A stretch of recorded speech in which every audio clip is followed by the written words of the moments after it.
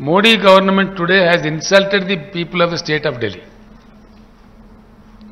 I can say without iota of doubt, it is insult to the state, the Delhi state people. It is the public mandate. The government has not been nominated by anybody. Government has been mandated by the people of Delhi state. ఇది వ్యక్తులకు అరవింద్ కేజ్రీవాల్ గారు కాదు, insult to the people of Delhi. వాళ్ళు కూడా రేపు బుద్ధి చెప్తారు ఖచ్చితంగా ప్రభుత్వానికి. वो भी सबक सिखाएंगे. तो इसलिए हम लोग अनुरोध करते हैं मोदी जी, आप ऑर्डिनेंस विथड्रा कीजिए. ये अच्छा नहीं है. आप इमरजेंसी की बात ही फिर दोहरा रहे हो, वही बात ला रहे हो. देश में इमरजेंसी आने से पहले भी ऐसी स्थितियां थे. जब इलाहाबाद हाईकोर्ट ने एक जजमेंट दिया, उसके खिलाफ में ऐसे ऑर्डिनेंस जैसा कॉन्स्टिट्यूशन अमेंडमेंट करके गड़बड़ किए थे. उसके बाद it was followed by emergency. आप भी उसी रास्ते में हो. भाजपा के नेता हमेशा गला पाड़ पाड़ के बोलते हैं कि भाई इमरजेंसी के काले दिन, इमरजेंसी के काले. आप कौन से अच्छे दिन है? ये क्या अच्छे दिन है? इमरजेंसी के काले दिन से भी बुरा है. It's worse than emergency. You are not allowing the peoples elected, very popularly elected Delhi government to function. Even you are not able to honor the Supreme Court judgment. Then what else? Not honoring the Supreme Court larger bench judgment means going towards your journeys towards emergency only, which the country will refute. ये आपको सबक सिखाएगा. अभी कर्नाटक में सिखाया लोगों ने, आगे पूरे देश में सिखाएगा. इसीलिए हम अनुरोध करते हैं कि विड्रा कर लो अपने आप. जैसा आप किसानों का कानून, भूमि अध्यादेश का कानून, वो सारा विड्रा कर लिए थे.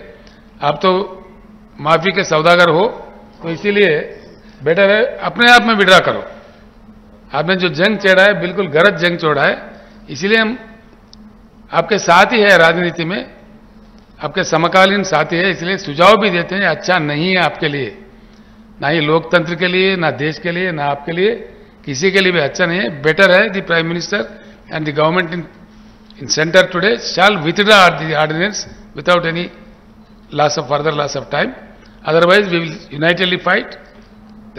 I think the whole system will support Sri Kejriwal ji, because it is a question of the existence of the democratic system in the country. It is threat to the democracy. It is a challenge to the democracy, which is not supposed to be in a big country like India. It cannot be tolerated. The government of India should come to senses and withdraw the ordinance. Kejriwal गाరు. आज हम लोग हैदराबाद में आए और हैदराबाद के honourable CM Rao साहब से मुलाकात हुई. काफ़ी लंबी मुलाकात हुई, काफ़ी अच्छी चर्चा हुई. सबसे पहले मैं राव साहब का हमारी पूरी टीम की तरफ से बहुत बहुत शुक्रिया अदा करना चाहता हूं कि उन्होंने हमारे साथ टाइम निकाल के मुलाकात की और इतना प्यार और सम्मान हम लोगों को दिया. All of us are very very very grateful to him.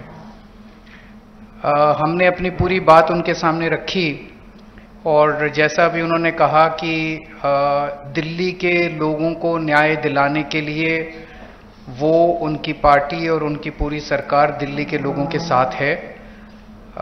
ये बात केवल दिल्ली की नहीं है, ये बात देश के जनतंत्र को बचाने की है. जो अध्यादेश पारित किया गया है वो देश के जनतंत्र के खिलाफ है, संविधान के खिलाफ है. सो उनकी सपोर्ट से हमें बहुत ताकत मिली है और हम इस सपोर्ट के लिए मैं पूरे दिल्ली के लोगों की तरफ से उनका तहे दिल से शुक्रिया अदा करना चाहता हूँ.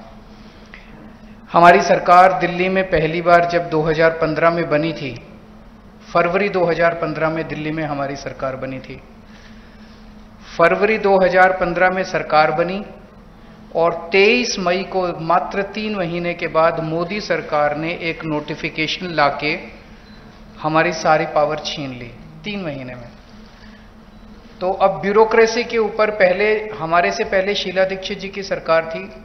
शीला दीक्षित जी का पूरा कंट्रोल था ब्यूरोक्रेसी के ऊपर. Transfer, posting, disciplinary action, creation of new posts, so जितने सर्विस रिलेटेड मैटर्स हैं शीला दीक्षित जी का पूरा कंट्रोल था.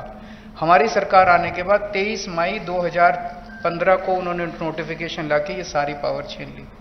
तो as a chief minister of Delhi I can not even transfer post, education secretary, health secretary, deputy secretary, मैं कुछ नहीं कर सकता. वो सारी पावर छीनने के बाद 8 साल तक दिल्ली के लोगों को उन्होंने अपंग करके रखा. हम दिल्ली के लोग 8 साल तक कोर्ट दर court, high court, supreme court लड़ते रहे।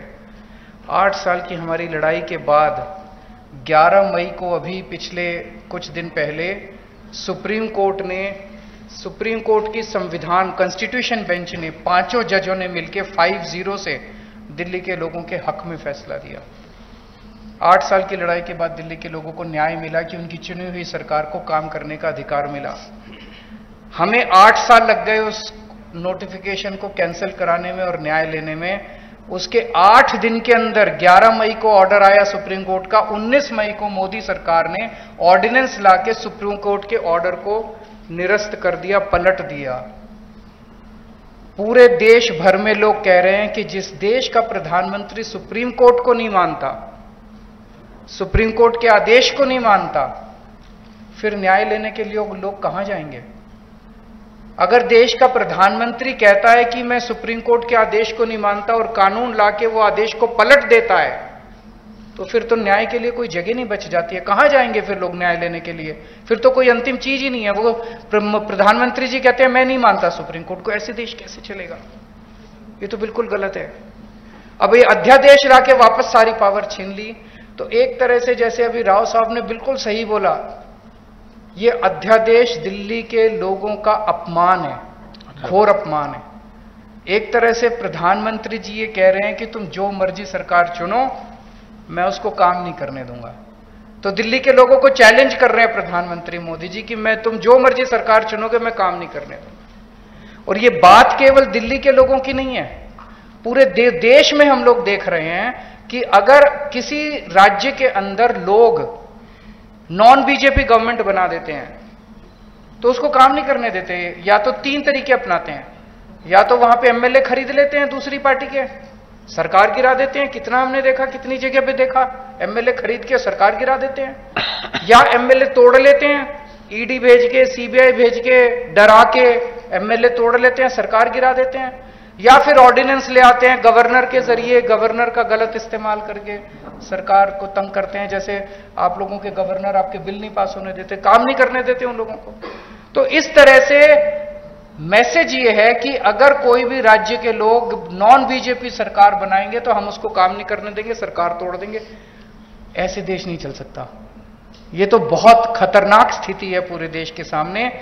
मैं जो पूरे देश भर में घूम रहा हूं समर्थन मांगते हुए, मैं केवल अपने लिए समर्थन नहीं मांग रहा, मैं देश के संविधान के लिए और देश के जनतंत्र के लिए समर्थन मांग रहा हूं। हमारे जो स्वतंत्रता सेनानियों ने लड़ाई लड़ी थी, वो ऐसे भारत के लिए लड़ाई थोड़ी लड़ी थी कि एक पार्टी आएगी सेंटर के अंदर, वो पार्टी बस एक ही पार्टी का पूरे देश के अंदर राज होगा। जिस तरह से आज इन्होंने माहौल बनाया हुआ है, फिर तो एक प्रधानमंत्री और 31 गवर्नर बस वो चला लें इस देश को, फिर मुख्यमंत्री बनाने की क्या जरूरत है? फिर चुनाव लड़ने की करने की क्या जरूरत है? फिर तो ये तानाशाही होगी। इस तानाशाही के खिलाफ हम लोग लड़ रहे हैं। राज्यसभा के अंदर जब ये बिल आएगा, राज्यसभा के अंदर बीजेपी के पास मेजॉरिटी नहीं है। बीजेपी के out of 238 MPs, BJP has only 93 MPs. BJP के पास मेजॉरिटी नहीं है। मैं फिर से शुक्रिया अदा करता हूं राव साहब का। अगर हम सब लोग नॉन बीजेपी पार्टीज इकट्ठे हो गए तो इस बिल को हम राज्यसभा के अंदर गिरा सकते हैं। और अगर ये बिल गिर जाता है तो पूरे देश के लोगों को विश्वास हो जाएगा कि 2024 के अंदर मोदी सरकार वापस नहीं आ रही है। ये इसका सेमीफाइनल होगा 2024 का। ये कॉन्फिडेंस देगा पूरे देश के लोगों को कि मोदी जी को हराया जा सकता है। तो ये जनतंत्र को बचाने की लड़ाई है, देश की आजादी को बचाने की लड़ाई है।